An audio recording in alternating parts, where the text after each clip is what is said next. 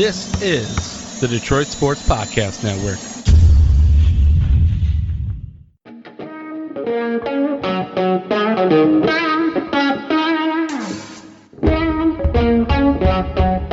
The biggest icon in podcasting.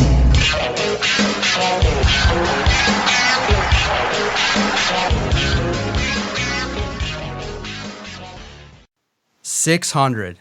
You heard it right. Thank you guys and welcome to a very special Doc and Jock on the Detroit Sports Podcast Network. It's an honor to be alongside Adam, the Jock Strozinski, for our 600th podcast episode consecutively. More than anything, it means a lot that no matter what, Adam and I have made time, carved out a little slice of time to talk about Detroit sports through the highs, the lows, the twists, the turns, the excitement, the hope, the fear, the panic, the epic disappointment. We've been here through it all, and it's going to be a fun time today, and it's going to be a fun recording. Cuz, what's happening? 11 and a half years I've been doing this with you. We started in your basement when your kids were kids and they were running around upstairs and we could hear them. They'd be picked up in the background of the microphones that would just stop working on the laptop, that would just stop working, and we'd have to redo everything, put it all back into the can. And now we're doing this basically remotely. That's how much we've advanced. We used to have a studio. We still have a studio, but we do this remotely now because of our work schedules and just the chaoticness that our lives are. And now I have a baby, and sometimes she's in the background on microphones that don't cut out, on laptops that sometimes cut out. It's crazy how far we've come. It's nuts how, as things kind of evolve, they still kind of stay a little bit the same. It's pretty cool. Congratulations, 600 episodes. We've been doing this together. It's absolutely bonkers. I never would have thought when you proposed this idea almost 12 years ago that we'd still be doing it 11 and a half years later. So kudos to you, my man. Happy 600. This was supposed to be a joyous occasion. We were supposed to be talking about the Detroit Lions going to play in the Super Bowl. Instead, we're going to be taking a look at one of the teams that'll be playing in the Super Bowl and asking the question, would the Lions have beaten the Eagles to have the opportunity to play in the Super Bowl, or would it have just been more heartbreak? On top of that, we've got new coaches getting hired. What does that mean for this team in 2025? And I made an observation. It was really just me cleaning around the house, and I had a thought. It was intrusive. I didn't like the thought, but I had the thought, and I wanted to bring it to these airwaves and talk about it with you. We'll get to that a little bit later on, but I think we start here. NFC Championship game played out. You got to watch the Eagles run wild on Washington. Washington, that was the team we thought we were going to face in Washington, where they turned the ball over a bunch of times, made critical mistakes, and the Eagles capitalized. Eagles obviously would have had to have come to Detroit, so there's a lot of variables that would have been different. Eagles would have been on the road, would have been playing at Ford Field. That place would have been super hyped, would have been loud, would have been crazy. Weather, not so much a factor. But I think the Eagles' run game still would have been a monster factor in the outcome of that game. Do you believe in your heart of hearts, if the Lions would have hosted the Eagles, they would have beat them for a chance to go and play in the Super Bowl? Or does it feel like, with that run game being as explosive as it was, in that game, there was a third-string running back that broke a 50-plus yard run and slowed up to only get tackled within the 10. He still ended up scoring a touchdown, but their third-string running back was running all over that Washington defense. That run game is elite. Would they have ran over your Detroit Lions and basically put us in the same spot that we're in currently, still kind of picking up the pieces a week and some change later after the Washington Commanders ended our Super Bowl dreams? Would it have ended at the hands of the Eagles, though? Yeah, it's tough to look at because, it was tough to watch those AFC, NFC championship games. You really thought that the Lions would have a realistic chance. This was supposed to be the year. But then when Amik Robertson, I think everybody knew, the dam broke when Amik Robertson went down. I think there was a chance the Lions still could have played well to beat the Commanders, but it would have been heartbreak against the Eagles. The Eagles were healthy. They have Jalen Carter, who I think is just now becoming a stud, and he's somebody that wants to dominate. And Saquon Barkley's running like a man possessed. Like, he's literally running as if the Giants dismissing him and giving him a low ball contract was just the most insulting thing of all time. And so you look at it from that perspective, no, there's no way the Lions were going to defeat the Eagles. The Eagles were playing great. I think Jalen Hurts and A.J. Brown would have connected well. It would have been a challenge. You would have tried to say, okay, what, you're going to put Cherry Arnold on A.J. Brown? Okay, Then Devonta Smith would have took over. Then Saquon Barkley, I think, running. I mean, you look at it and you say, okay, maybe you punch a little bit early, you keep it close, but I just feel like when you look at it in totality, the Eagles were healthier, playing better, and I just think that it would have been a situation in which the season would have ended on January 26th. So might as well say end the season. It's disappointing because, it's disheartening when we look at it from that perspective that the Lions just really fell apart injury-wise. And then, look, we're not going to blame Ben Johnson and Aaron Glenn, but I classify it as noise. But when you see how Aaron Glenn showed his loyalty to the Jets, man, that would have been sweet if he was really like that with the Lions. It was a job, a career. I think he was very loyal to Dan Campbell. He gave everything that he had. But if you take 10 minutes to listen to how he was talking, he was like, I'm a Jet, and this is where I want it to be. This is my home. This is my passion. So it's a distraction. It always is. But I thought that in the end, what more could have Aaron Glenn done? I mean, the defensive line was shackled. You have an aging veteran in Zadarius Smith. You have Jaden Daniels, who I thought came to play and brought his A game.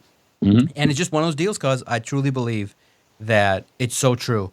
You turn the football over, your team is destined to lose. Commanders did. They got the turnover bug early, and the Eagles took advantage. And that's just what happens in football.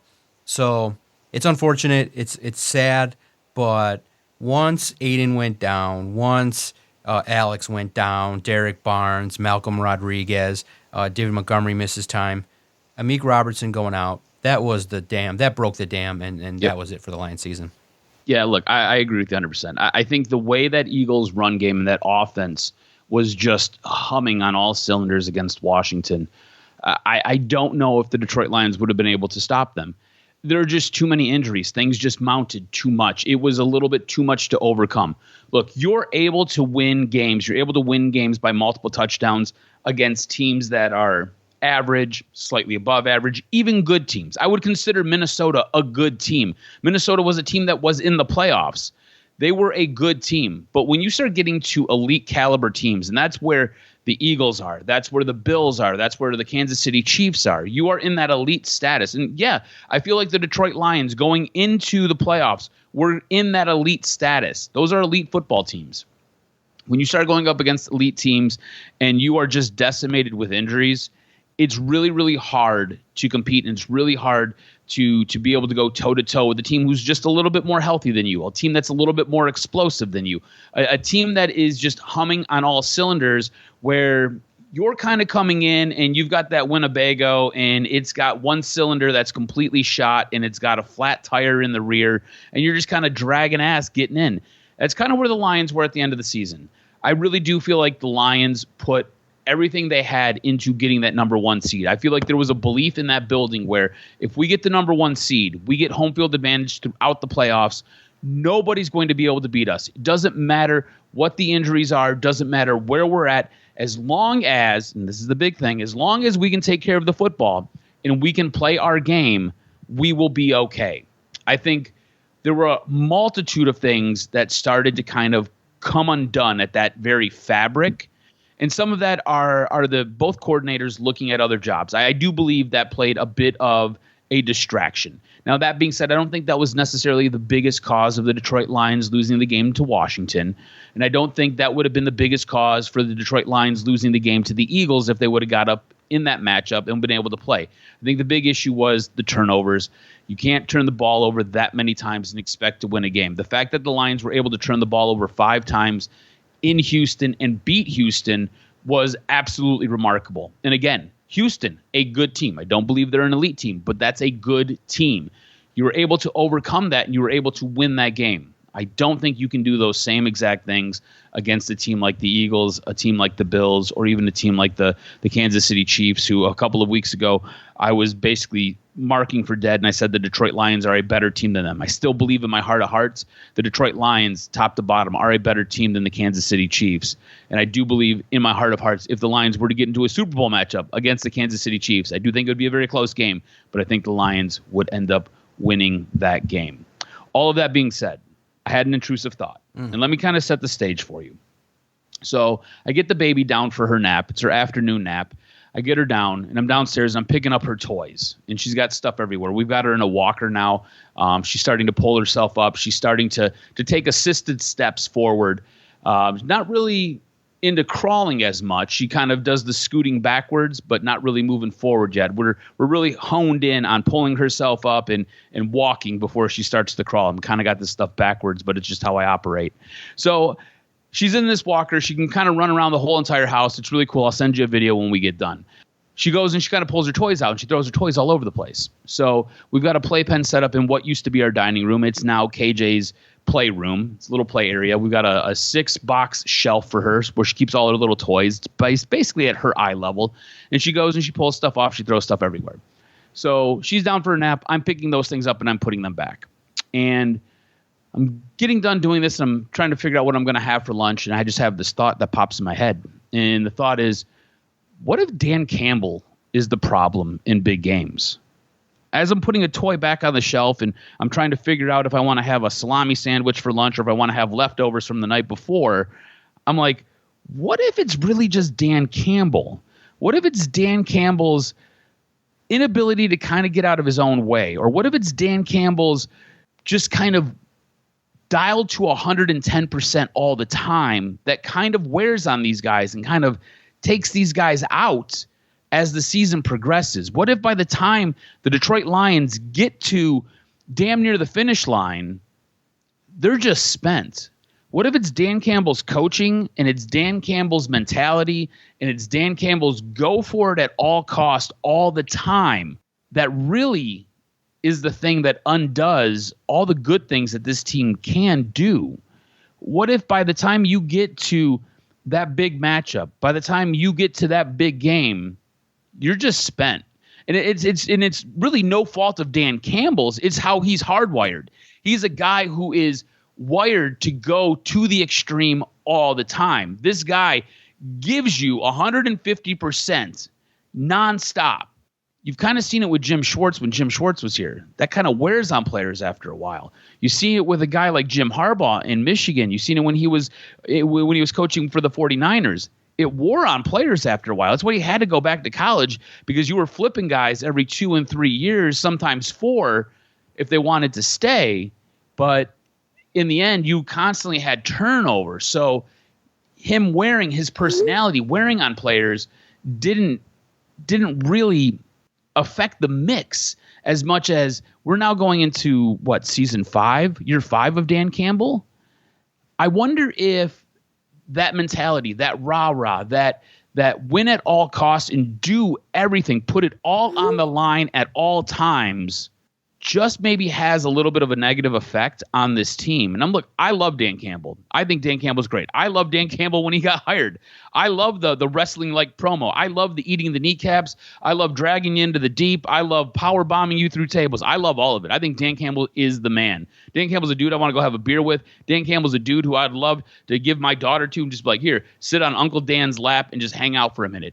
I love Dan Campbell. But what I'm saying is, I wonder if that mentality, that go get it all the time, that you have to bring the noise. If you're showing up to work, you better have your lunch pail, you better have your hard hat, because we go full go the moment you walk in that door. I wonder if over the course of a 16, 17, 18, 19, 20 game season, if it just starts to wear a little bit and it has more of a negative impact than it does have a positive impact. What are your thoughts on my intrusive thought? Am I out of my mind for thinking this way?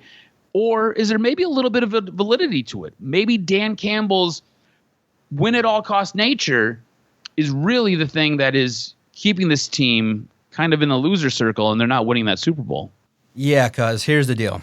And it's one of those things that you look at what happened, and everybody's blaming Goff, the offensive line, not giving the ball to Gibbs, Ben Johnson.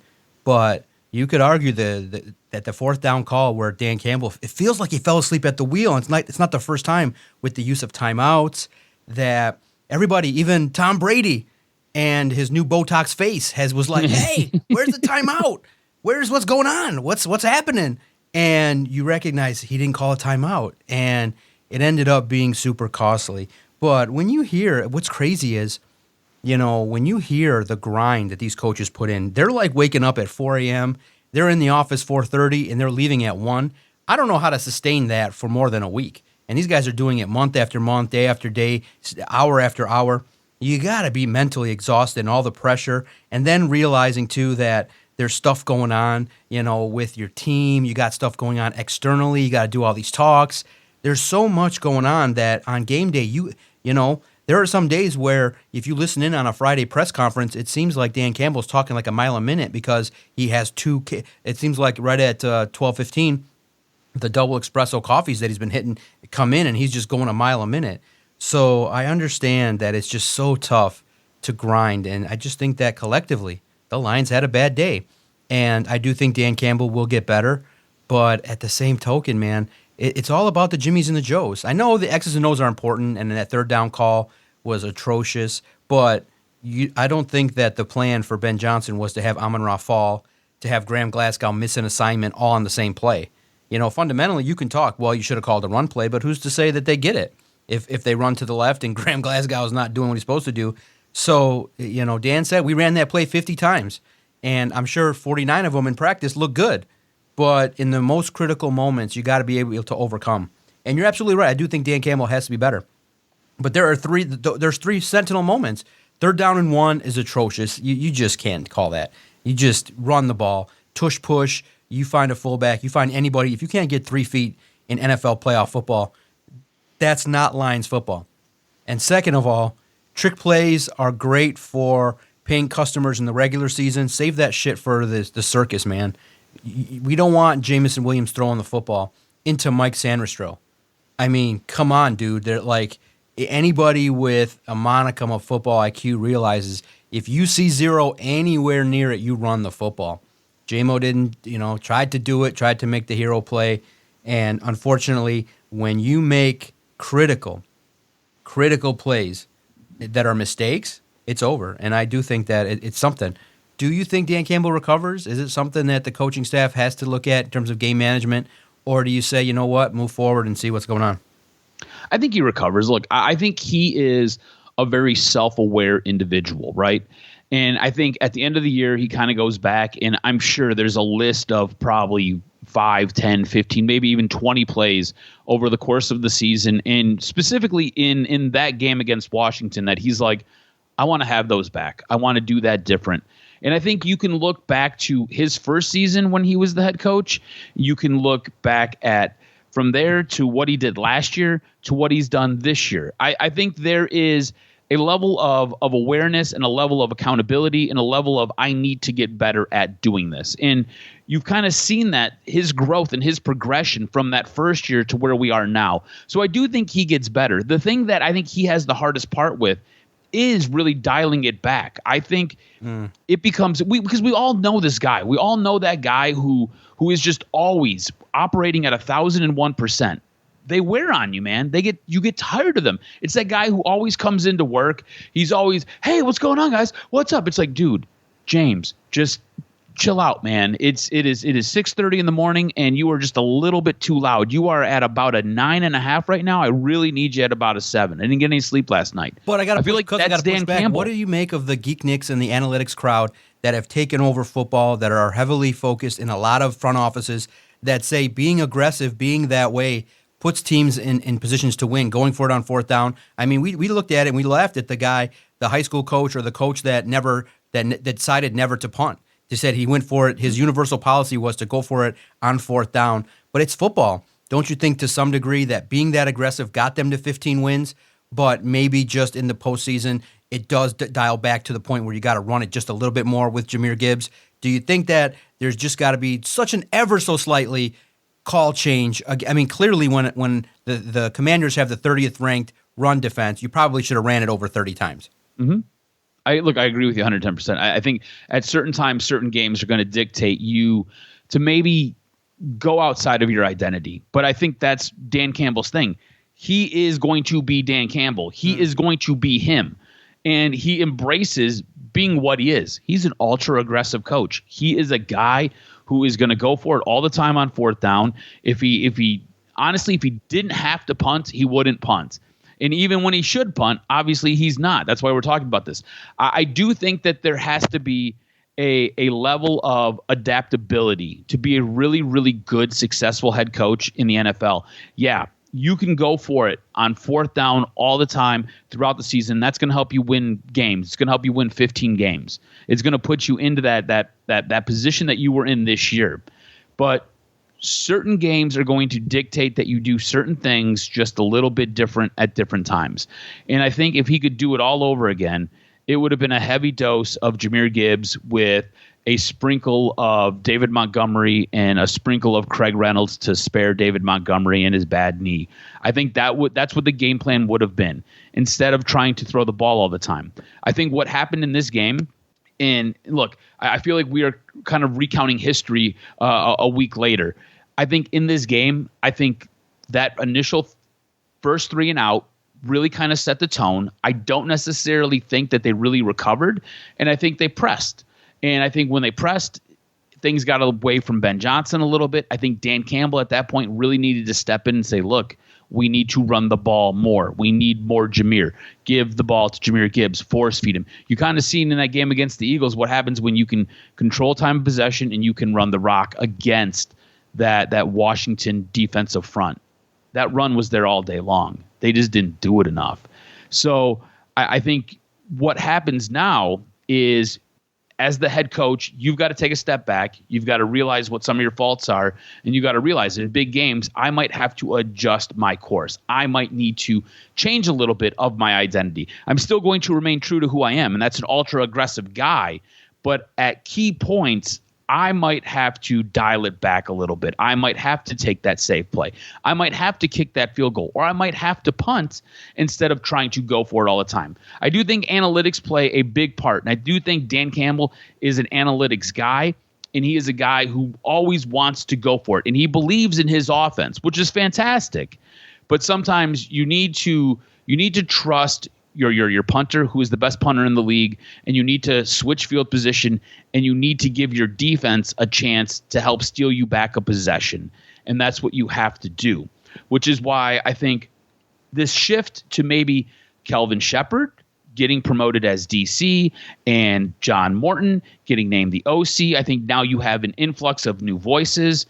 I do think there are some pitfalls that could come with this, and I think we will talk about those. But I think you now have this new influx of voices. Look, Kelvin Sheppard, obviously been here. He was here from day one when they put this group together. He's a guy who has kind of been there and seen what Aaron Glenn did on that defense. He learned underneath the tree of Aaron Glenn, and I think this was the next progression for him. I think if it wasn't with Detroit, he was going to get promoted to a defensive coordinator position somewhere in the league. I think he was the next guy up. I think it was a smart choice to promote Kelvin Sheppard. I think it was a good idea to move him up. I think what he did with that linebacking core, and you just look at that Malcolm Rodriguez. You look at the year Malcolm Rodriguez was drafted, and then you look at what's happened after that. You look at the development of Jack Campbell, again, Malcolm Rodriguez. You look at Derek Barnes. These are all guys who have learned and have grown underneath Kelvin Sheppard. If we've got time, we're going to talk a little bit about free agents. You can make the argument Derek Barnes might be one of the hottest free agents that the Detroit Lions have to bring back because he's so integral to that defense. I think Kelvin Sheppard getting that promotion to defensive coordinator was the most obvious choice, and I thought it was a great choice. What do you think about him getting that position? Was he the right guy, or would you have gone maybe outside of the organization? I know Robert Saleh was there. If it wasn't Robert Saleh, for me, it was Kelvin Sheppard. But if it wasn't him, again, I don't know who else you go with. I just feel like he was the next guy up who was going to get that defensive coordinator position.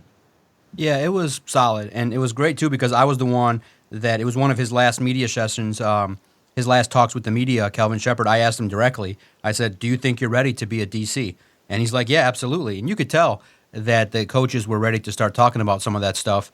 Glenn Johnson talking about other opportunities, and Kelvin Sheppard just openly talked about it, and we did. It was great. You can check it out at Lions on SI and at Detroit Podcast. We looked at it, and we said, okay, this is the guy. It's an internal hire. I think it's consistent and something that when you're Dan Campbell and you trust that Aaron Glenn was going to naturally progress to a head coach, you need to develop coaches, and it just helps that if Kelvin Sheppard also becomes a head coach in the NFL, that you get draft picks. So it's unfortunate to say that, but the Lions get 2 compensatory picks in the 3rd round in 25 and 26 because Aaron Glenn left. So it sucks to put that out there like that, but it's true.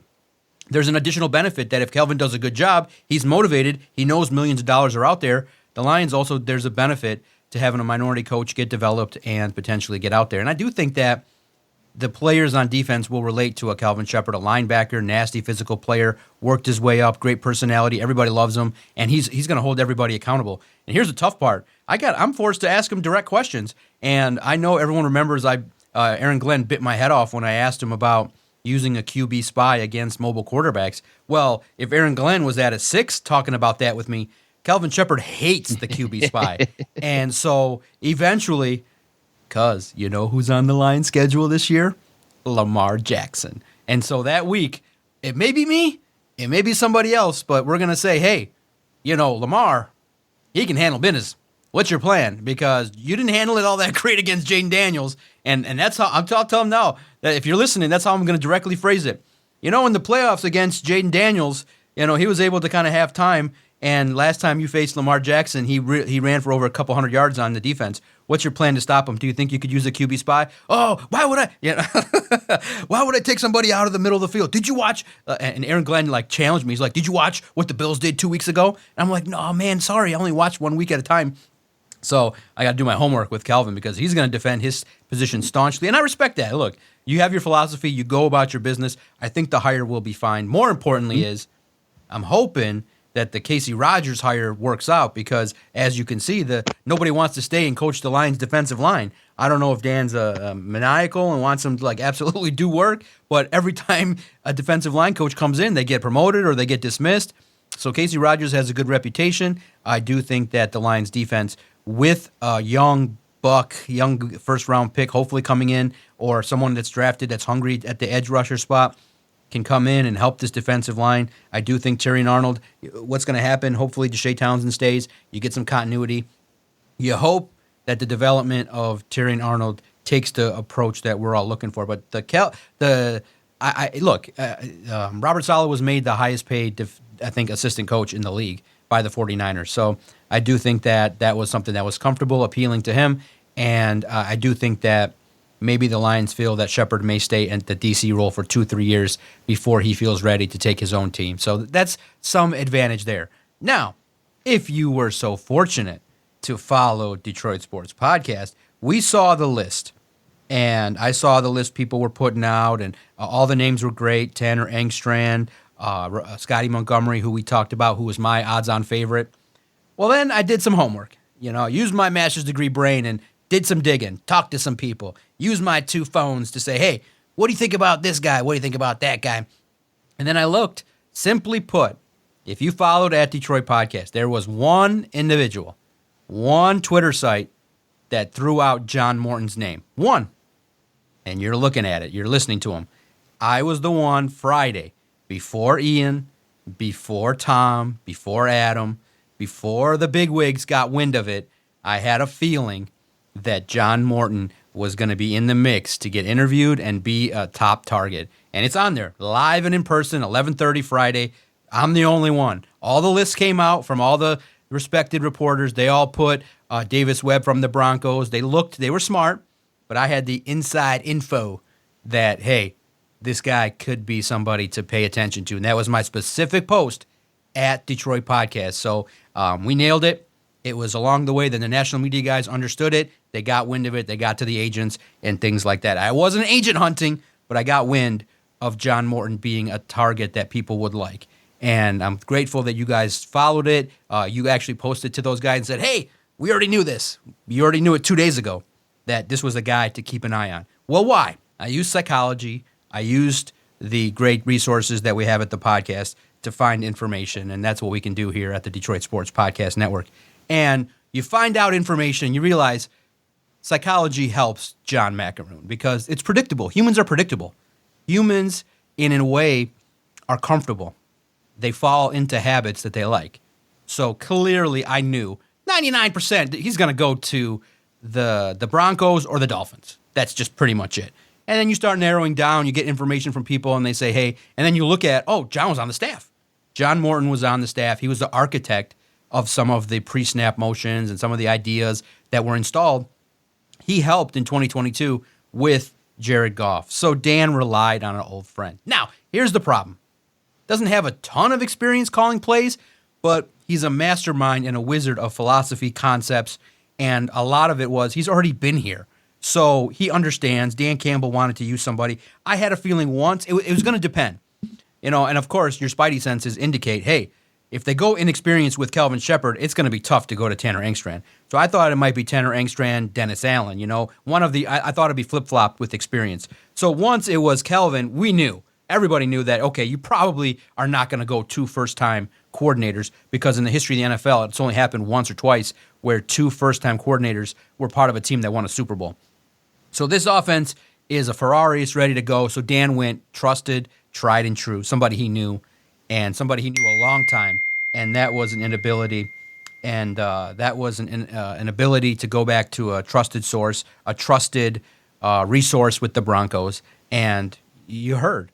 Dan always says it. Oh, I talked to Sean. I talked to him regularly after we were eliminated. So, well, what are you talking to him about? Well, duh. Who's the hot name on your staff? What do you think he's talking to him about? Also strategy, all that fun stuff. But I do think that John Morton is a good name. But here's the thing. Because it's going to come down to, is it the Jimmies and the Joes or the X's and O's? A lot of people love the X's and O's from Ben Johnson.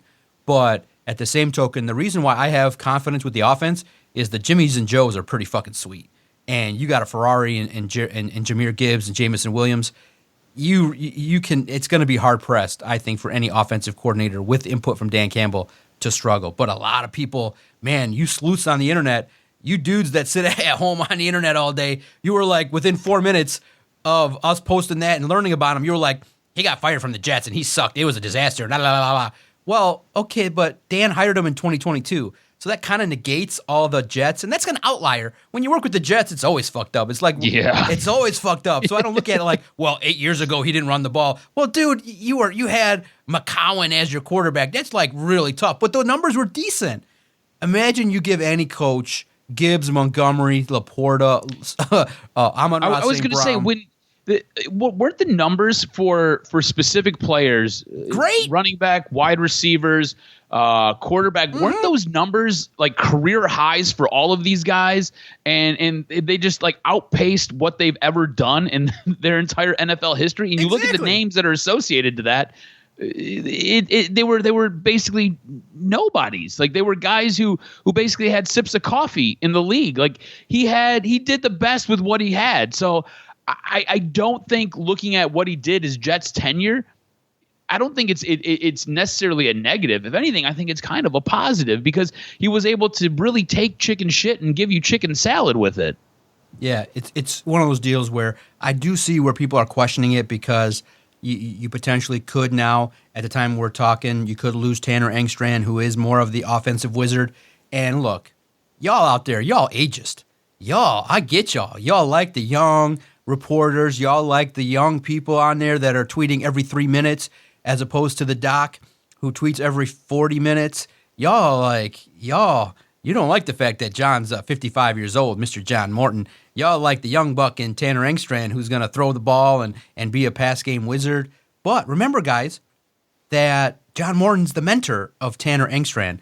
And remember, guys, that if John Morton gets too conservative, there's going to be a big, huge tight end knocking on his door and having some influence. Dan Campbell is going to influence this offense. He's got to run a game plan by Dan Campbell. Mm-hmm. So he ain't going to be running no situation where Jared Goff passes 8 times and you run 40 times. It's going to be his tried and true balance, but with a probably 60-40, maybe 55-45 leaning toward giving the ball to Gibbs a lot more. So guys, come on. Recognize that the influence of the guy that Adam called super aggressive is going to still be part of this offense. It is Dan Campbell's offense, but with John Morton's play calling spin. So I graded a B+. It's not a home run, grand slam hire. I get it. There are some things that, when you hear that he got dismissed for having a philosophical difference with Todd Bowles. Look, guys, I think that if Dan Campbell has a chat with him and he felt comfortable and flew him in over the weekend and said, hey, you're my guy, Sean Payton definitely gave it an A-OK, A+++. John Morton will be the guy, and you can move forward and figure it out. Dan Campbell is not going to let the coaching staff be the reason why this football team loses. And I think that moving forward, there's going to have to be a hyper focus on being, executing well and doing the things you got to do. But do you think the Lions need to make a change philosophically with how they operate? Should they be more run heavy with how things are? Because this is crazy that we're talking about, and it's fun now that we can actually break down some football topics. This football team has a quarterback and a wide receiver that are making $80 million combined. Mm-hmm. That's a lot of investment to say, hey, run the ball with Jahmyr Gibbs. But at the same token, I think you just need that balance with a little bit more running on 3rd down and 1. I think Ben called a lot of run plays or called a lot of pass plays that started off as a pitch backwards or empty sets or situations in which he was in shotgun. I just think that just a little bit more sprinkle of grit and offensive line play that works with some young guns with Mahogany. Maybe you draft another young lineman at left guard. I think you're going to see a slight adaptation to this offense to be a little bit more bullish. Let's go. Let's now go from a little bit of sexy spice to nitty-gritty ground and pound, in my opinion. Yeah, I don't think the philosophy changes a whole lot. I think it has a lot to do with a lot of what you said. I do think it might be a little bit more balanced. You might see Jahmyr Gibbs a little bit more this next season and maybe going forward, kind of take some of that offensive load off of Jared Goff, maybe help spread the ball around to some of your wide receivers a little bit more. You have to remember when things kind of got into crunch time, it was usually Amon-Ra St. Brown. He was the go-to guy. It really felt like 80% of the time you needed to pick up a first down or you needed to get yards, it was going to Amon-Ra St. Brown. I think there's more of a comfortability with a guy like J-Mo now. You obviously can see what Sam Laporta can do. I was really surprised at how little he was utilized this year. I know he was injured for parts of this year, and I think that kind of hampered him throughout the season. But you now realize what you've got with Jahmyr Gibbs, and I think that means he's going to be a much more integral part of this offense. He's going to now have design touches. He's going to now have more design plays. He's going to be more of a focus of this offense. All that being said, David Montgomery is still a very important part of this offense, and he's going to be utilized as well. I do think this run game maybe takes a little bit of a step forward, and maybe there's a little bit of a pull back with some of the pass play. But overall, I think the offensive coaching philosophy is going to stay pretty much the same. It's going to be hyper aggressive. It's going to be explosive plays. It's going to be trying to step on your throat every chance that you have. So I don't see that really changing all that much. And you have to remember, this offense, this is very much Dan Campbell's offense. As much as this is going to be your new offensive coordinator, this is still very much Dan Campbell's offense. And if you look at Dan Campbell and you look at John Morton, you look at kind of where they've come from, they both come from the Sean Payton tree. So they're both from that same coaching mindset. John Morton has ties to the state of Michigan. He's a guy who has helped, and he likes to coach up quarterbacks.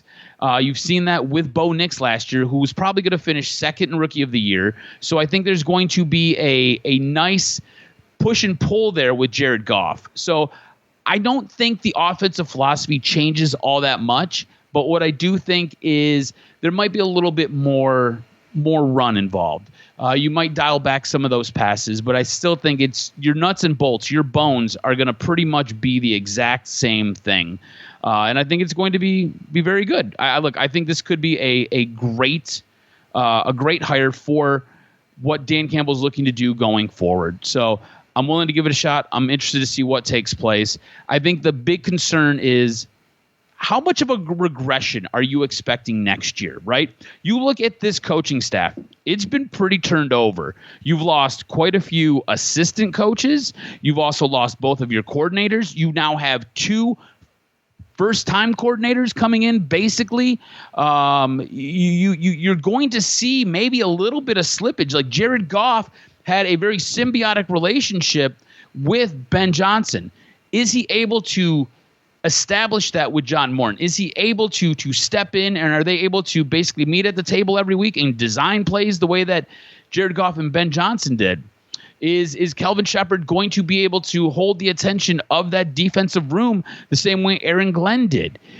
Losing this amount of coaches on your staff, and with you not promoting the OC from within, there is a good chance that you're going to lose more. You might lose a guy like a Mark Brunell. You might lose a Tanner. You might lose Scotty Mitchell. You might lose these guys, right? So you might lose more coaches because of what is going on with the coaching staff. How much of a regression are you expecting next year? 1, maybe 2 more losses, maybe a little bit more, 2 to 4 more losses, or maybe there's going to be a bunch of regression, 5 to 7 losses. How do you see this coaching staff getting turned over, impacting this team next season? Yeah, it's going to affect a lot of things. And too, man, look at that schedule. You're playing the top dogs in the NFL on the road. Home schedule, you should get probably 6-7 wins at home. The road games are going to be tough. I think that it's going to be a challenge to look at, going up against Lamar Jackson, Joe Burrow, Patrick Mahomes. That's probably, 2 or 3 losses right there. So you look at an improved Bears team, Vikings team, the road's going to be tough. It's going to be a hard road, per se, for the Lions. But I'm looking at a football team that right now starts off with the talent that they have 10 wins. And it's going to be those, crucial games that you're going to play late. Do you end up winning them? You might end up with a couple more losses. And I do think it's probably going to end up in the neighborhood of 10-7, 11-6, depending on the young turnover that you're going to have, depending on do you slot in a new left guard if Graham Glasgow takes more of a reserve role? Do you mix in another receiver? And here's the thing. We all assume that Aiden Hutchinson and Derek Barnes and Ali McNeil are all going to come back and be the same guys. But there's always a risk of re-injury. There's always a risk of just a subtle decline in play. And you're going to have first-time coordinators, for the most part in regards to John Morton and Kelvin Sheppard in regards to play calling in scenarios. So that means the experience level against some experienced coaching staffs is going to be tough, especially against Kansas City. Great coaching staff with the Ravens. But I do think the Lions, look, man, there's talent. And so the idea would be that by supplementing the talent that they have, adding a couple more young guys, you hope that Broderick Martin Young will emerge. You hope that, Amik Robertson, now another year in the system, takes another step forward. Maybe you bring back Carlton Davis. Maybe you bring back another free agent, stud defensive back. You add another depth piece. So I like the formation of how things are. I just think that the window is ever so shrinking just a little bit to believe that this football team can win a Super Bowl. Because the NFC now runs through Washington and probably Philly. You look at it and you say, man, can you go on the road at 11-6 and beat a Tampa team maybe that restocks? Remember, they were awesome with dealing with so many injuries. Let's see what kind of decline they have with Liam Cohen leaving. So it just gets harder. It never gets easier, and it's just going to really be up to Brad Holmes to make it so that this team can continue. But I do have doubts. I do think that the Super Bowl window, maybe with this iteration, might take a step back. But I do think that, and we'll talk about this, throughout the offseason, can we handle if the Lions are kind of like the Bills where they just get their, divisional round loss, NFC title loss, if they keep losing to Jaden Daniels a couple years in a row? What if now Jaden Daniels becomes like a hungry wizard after this loss and just becomes Superman? What if he's that guy in the NFC? Could the Lions handle it? Do you accept just getting to the postseason every year? Do you say that Dan Campbell's a bridge coach? There's a lot of issues to kind of look at moving forward, and I guess the theme would be, how do we handle sustained success but maybe not ultimate success? Are we happy with that? Can we handle that?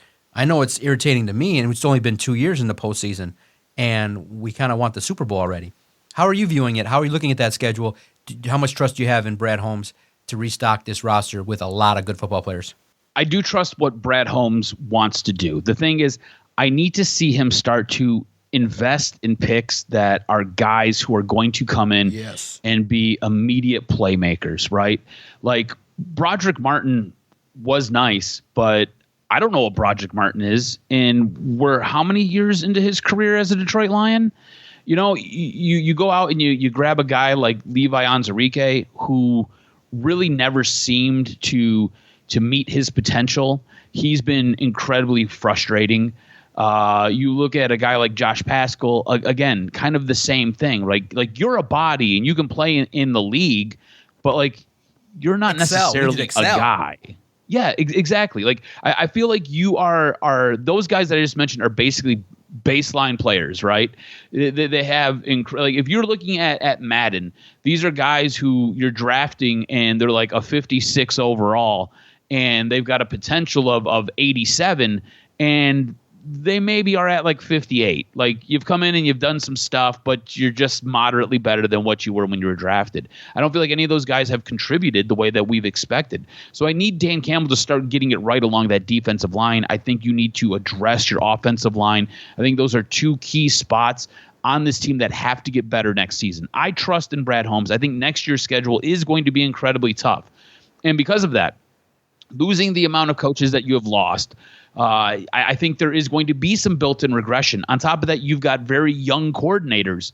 So I think there's going to be built-in regression there, and I think that you're going to probably lose 2 or 3 games. I don't necessarily think that you're going to be a team that's going to be able to come out and win 15 games. I think 14 games is going to be damn near impossible. I think next season, if you can win 12 games, you're going to be incredibly happy. I think you're probably more right, though. I think 10 or 11 games, because there's always something that kind of goes a little bit sideways that you don't necessarily expect, like having 22 guys on IR. You know, like it's just not one of those things you built into the program. You expect injuries, but you don't expect those types of injuries. So I think that you're going to have things that are going to come up, and I think a 10-11 win season is going to be kind of the goal. If you can beat that, I think it'll be fine. But I think it's incumbent upon Brad Holmes to be able to address adding pieces and adding playmakers through that draft. And then when you like turn around and you look at free agency, you've got 31 guys that you have up for free agency. You got to look at trying to sign and bring back some of your own guys. You're going to have to let go of certain guys just to kind of save some money for cap space to go out and be able to bring in different free agents and be able to re-sign guys. At this moment in time, this is the one thing about what Brad Holmes has tried to do. He's got a very young core. A lot of these guys are going to start coming up for deals very, very soon. And they're going to have to make a decision on what they want to do with Jameson Williams. Do you re-up him for his 5th-year option? Like, you have to make that decision before the season even starts. This has been a guy that when he's on the field, he's an incredible playmaker. The problem is he does a lot of dumb shit off the field where he's not now able to play on the field. So are you going to say, hey, yeah, we'll give you that 5th year and we're going to give you some money and attach it to it? Or do you say, no, we're going to see what happens this year and maybe we resign you? So like Brad Holmes has a lot of stuff that he's got to make decisions on, and he's going to have to start moving some of these cards around the table to free up cap space and be able to bring some guys back and be able to go out and get new guys on top of adding guys through the draft. And with that, like I said, you've got 31 guys that you now have to make a decision on. Who is one guy that you have to bring back, and who is one guy that you would like Brad Holmes to bring back? Yeah, it's tough, man. It's a good thing. I think that the guy you have to bring back is Carlton Davis. I agree 110%. You need a vet. But the problem is I think he's going to get into a bidding war with the Jets or other teams that saw, hey, he's a guy that's a clear-cut guy that can help a young cat in the defense. I think, bro, Carlton Davis just screams Jets to me, man. I think that he's going to be targeted by them, and they're going to bust the bank open. But we'll see. I think that Carlton Davis is in a position. The tough part is that he's kind of like a 13, 14 game a year guy. He's been hurt the last couple of years. That's the tough part. Always hurt, man. That's tough, man. He's always hurt, and he's always hurt. And so that's what sucks is that you wish that Emmanuel Mosley would have did anything to kind of step in and be a guy you can get affordably. I think they like Amik Robertson, but you need a bigger body. Like I do think that to play man coverage consistently 17 weeks against the NFC North, you need a bigger body as well. So I do think that you need a cornerback. Maybe you go tall, big defensive back young again in the draft. But, yeah, I do think that's important. I think you could probably move on from Derek Barnes. You can kind of make do with a rookie or move forward or free agency and continue with the development of Jack Campbell with Alex Anzalone. So we'll see. But the problem is I do think Derek – I think it's going to be flip-flopped. I think Derek will be a priority because he's best friends with Alex and you want to keep your captain happy. So I do think that that's pretty much clearly known that they're best friends and they're like brothers. So I do think Derek Barnes comes back and the loyalty and plus two, think about it, common sense. The position coach is now the coordinator. So Derek Barnes is going to get a lot of love from Kelvin Sheppard. And I think that'll be enough to keep him in Detroit. And I think that Carlton Davis will get some run and some shine with the Jets, and he might be a good fit there. So we'll see. What do you think? Look, I like Derek Barnes. I think bringing him back, not a bad idea. But to me, it is Carlton Davis. You've seen what happened when you had when you had Cam Sutton here, right? It was just an abomination. You were picked apart defensively. You brought in Carlton Davis, and he helped solidify and he helped even out that back end. Now, I'm not saying he's a great cornerback, but I think he's a very good NFL cornerback. I think there are some weaknesses with him, but it's not the cornerback play that you had gotten the previous 3 years. You got somebody who came in and, like I said, balanced out that back line, and on top of that was able to help usher along a young talent like Terrion Arnold, and that was important. So for me, he's the guy that you have to go sign. And again, you have to sign him for an amount that makes sense. You don't want to necessarily get into a bidding war, because I feel like that is a contract that can go south very quickly, because he is a guy who's always injured, always hampered. He's a guy who can help get you to where you want to be, but I don't know if he's a guy who can help cross you into that promised land where you're going to win that Super Bowl, because he's constantly banged up. If there's a guy out there that I want to have back, it's Tim Patrick. Tim Patrick was a guy that when I heard that the Broncos were going to release him, I was like, Brad Holmes has to get on the phone, has to bring this guy here. And he's done nothing but show that he was worthy of that. Now, obviously, he's got to be a reasonable cost. I don't think he's going to break the bank. I think Tim Patrick found a role here and is very happy. He is a third wide receiver, so he needs to be paid as such. But I think he's a guy who came in, acclimated very, very quickly, and I think he picked up a role that was incredibly important to your quarterback in Jared Goff. He picked up that Josh Reynolds role. Josh Reynolds and Jared Goff had a very, very good relationship. And when things weren't going to Amon-Ra St. Brown, they were going to Josh Reynolds. And I think Tim Patrick came in, and as that third wide receiver, he got some run, and he looked good. I think another offseason, him working again with Jared Goff, and you now have a new offensive coordinator, maybe designing a couple of plays for him. I think it could really push him forward, and he could really show what he was supposed to be when he was over in Denver. And again, it's one of those low-impact roles. He's a third wide receiver. You don't have to pay him a ton, so there's going to be a lot of value there, and he's a guy who can give you really premium touches. So for me, it is Carlton Davis, and the guy that I'd like them to bring back would be Tim Patrick. I think all of that being said, Brad Holmes is going to have some work to do this offseason. I think we both agree you got to get better on the defense. We both agree that I think you have to make some tweaks to that offensive line because it's starting to age. And look, I don't think either one of us will be upset if you had another impact offensive player. But I think offensively, you are still further ahead than you are defensively, even after all the revamps that this defense has had. So I think for me, going into this NFL draft, I think you got to start to target some more defensive guys. What are your thoughts about Brad Holmes and where his mindset has to be heading into this offseason? Yeah, it's got to be about, we asked, how far away are you from winning a Super Bowl, and what do you need to do to take a step forward? And look, I just think it's more of the same. I think that they've built a sustained winner. They look for guys that are hungry, all about football, super competitive, tough physical. And I think that Kelvin Sheppard knows what that looks like. John Morton knows what that looks like. Dan Campbell knows what that looks like. I think the scouting department now, we will look at, too, that the 24 draft class, at least in terms of year one contributions, didn't probably do as much. And many people are saying, well, Lance Newmark had a lot to do with the draft, and he's now in Washington. So let's see, because, right now the 24 class didn't do as much as maybe you could have expected for a Super Bowl team. But I do think that there's going to be more emphasis on some more impact play from young players, but you're going to have continued growth from Brian Branch, Kirby Joseph. That's solid.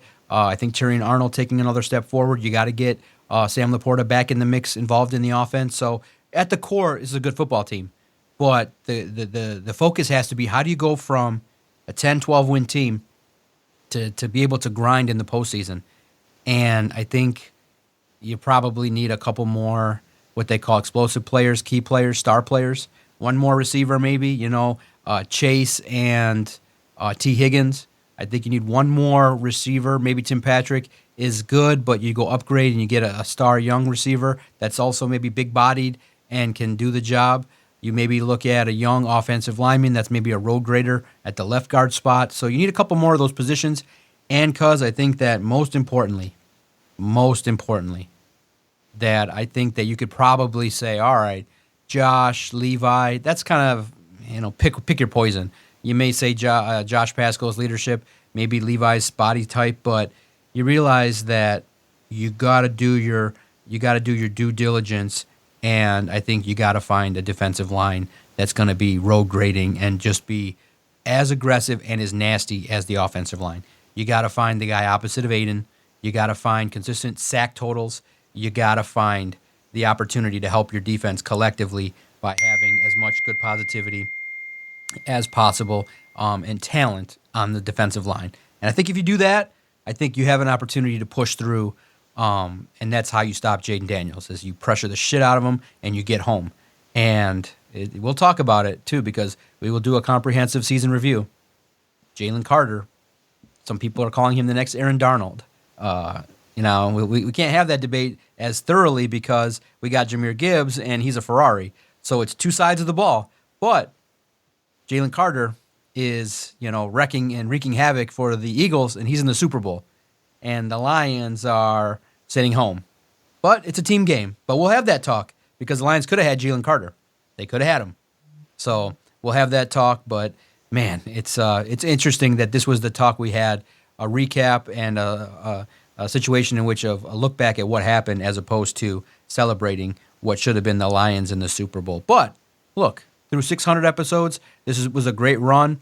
The last 100 talking about the Lions and their last 2 years. So things are hopeful. It's now a good football team. And now we got to assess if we can handle sustained success and what happens now moving forward, because this is the new normal. When you're a good football team, other NFL teams are going to come steal your talent. And now it's going to be interesting to see if the next step is, do they steal the players? Let's see who Brad Holmes keeps, and let's see who ends up walking out the door to Chicago, to the Jets. Let's see where some loyalties lie and where the dollars fly. Because 600 episodes, they flew by. It's not work. It's always an amazing opportunity to fire up the microphones, figure out the tech, to be able to put this on the internet for 12 years. It's crazy. 11 and a half years going strong. September 2013. Remember it vividly, putting out the content, getting nasty reviews on episodes 1 through 5, and then just keep growing it and growing it and growing it and growing it to the point that, hey, we're in the mix. Every major outlet now. Remember, when we started, it was only maybe 3 people doing it every single week. Dude, I was going to say, we were one of the first to start doing a weekly podcast, a weekly sports podcast. One of the first to do it consistently, episodically, and documenting it, how we've done it. And now every single outlet has a 2-person team, and it just makes me happy to see where the superstars have taken it. The athletes know how amazing it is. And in the end, bottom line, numbers, whatever, downloads, everything, it's just been great to talk to you about sports. I think everybody knows we would do this over beers, and we probably saved a shit ton of money by just talking to each other on a podcast as opposed to going out and complaining and getting into bar fights. So this has done wonders for me, wonders for you, and like I said, until they burn down the building, I want to keep doing it. So 600 down, 600 more to go, and like I said, we're firmly entrenched in the Detroit sports community.